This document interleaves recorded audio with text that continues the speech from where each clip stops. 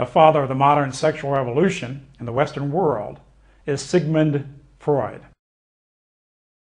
Sigmund Freud.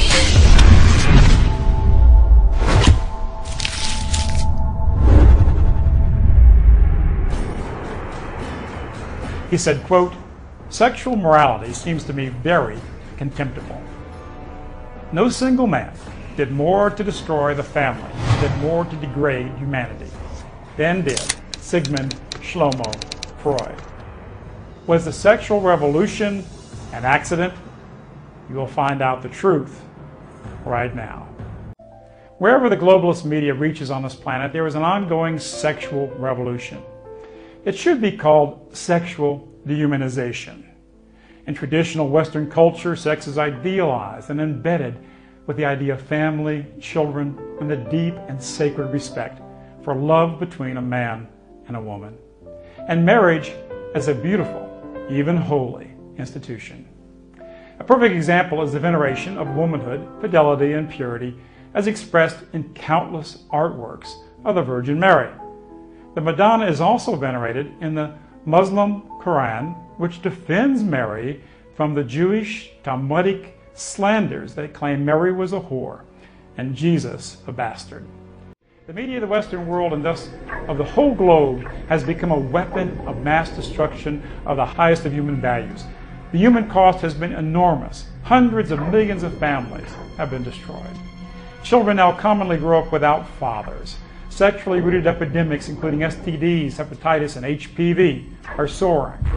AIDS, a disease primarily of promiscuity, will cost hundreds of millions of lives. Millions of people have suffered sterility and will never know the joy of children. Child rape, molestation, and abuse has grown exponentially. Sadism and masochism is something now exploited in the mass media, along with increased images of violence and torture and murder, all frequently associated with sex. The godfather of this sexual revolution is Sigmund Freud. Freud was a radical Jewish supremacist who had an intense hatred of European and Christian traditional morality. He viewed himself as a non-European outsider who set out to conquer Europe as Hannibal did Rome. I know, this may sound impossible to many of you watching this. The popular media keeps these facts from you, but I can prove it in Freud's own books and letters.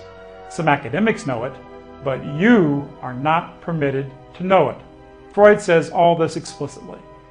Quote, "Hannibal had been the favorite hero of my later school days. I began to understand for the first time what it meant to belong to an alien race." The figure of the Semitic general rose still higher in my esteem. To my youthful mind, Hannibal and Rome symbolized the conflict between the tenacity of Jewry and the organization of the Catholic Church.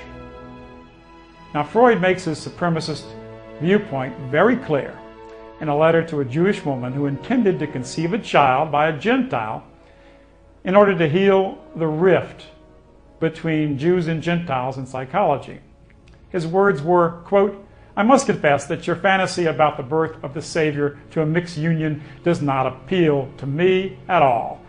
The Lord, in that anti-Jewish period, had him born from the superior Jewish race." A year later, the same woman gave birth to a child fathered by a member of the, quote, superior Jewish race.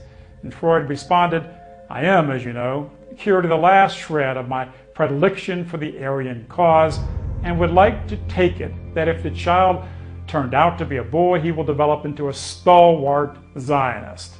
He or she must be dark in any case. No more towheads, no more blondes. Let us banish these will-o'-the-wisps."